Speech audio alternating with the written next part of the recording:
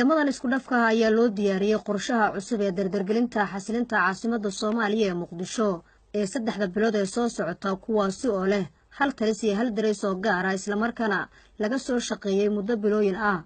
Ra'iisul Wasaaraha Xukuumadda Federaalka Soomaaliya Mudane Xasan Cali Khayre oo weheliyaan gudoomiyaha gobolka Banaadir ahna duqa magaalada Muqdisho wasiir ku-xigeenka amniga iyo qaar ka mid ah taliyaasha ciidanka qalabka sida ayaa booqasho ugu tagay ciidankaas oo u diyaarsanaa inay gutaan waajibaadkooda si caasimadda ummadda Soomaaliyeed ay u noqoto magaalo tusaale wanaagsan oo ah caalamka xagga amniga isla markaana ay u ciribtiri lahaayeen maleeshiyaadka argagixisada Al-Shabaab ee doonaya inay dhibaateeyaan shacabka Soomaaliyeed.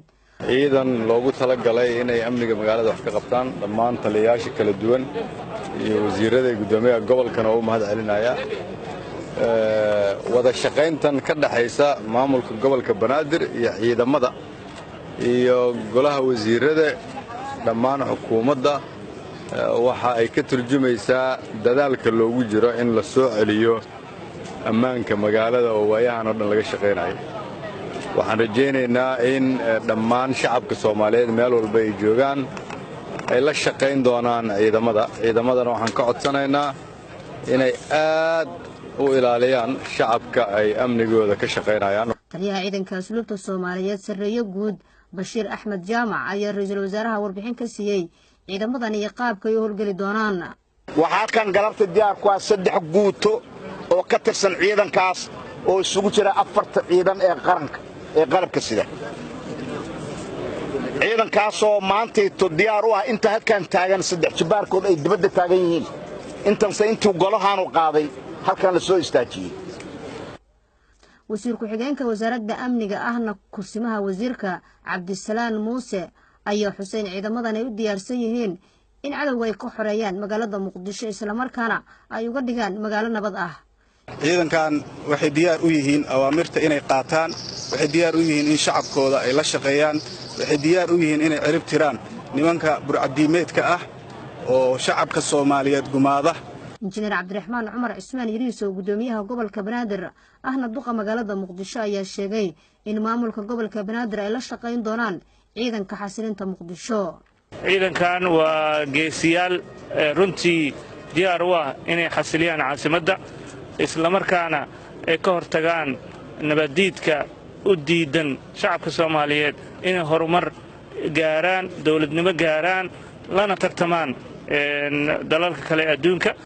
Ra'iisul Wasaaraha Xukuumadda Federaalka Soomaaliya Mudane Xasan Cali Khayre ayaa tilmaamay in ciidamadan qorshaha loo sameeyay tahay mas'uuliyadda amniga Muqdisho ay saaran tahay dhammaan ciidamada qalabka sida ay ka kooban yihiin isagoo kula dardaarmay inay yihiin kuwa shacabka Soomaaliyeed ay ka sugayaan inay u rumeeyaan rajada horumarka. waxaa muhiim horta in magaaladu ay tiraahdo waxa yimid ciidan na daryeela na ixtiraama. xaafadaheenni waa laga dhameeyay kuwa dhagar wadayaasha ah habeenkii baa xaafadaha la socdaa ma cabsanayno haddii laakiin dadka dariiqa maraya idinka baqaan amniyaad sugtaan iska daaya idinka ummadda dhibaato ku ah idinkaana leedin habaaraya. waxaa leedinka rabaa inaad isla xisaabtantaan idinkana leedinla xisaabtan.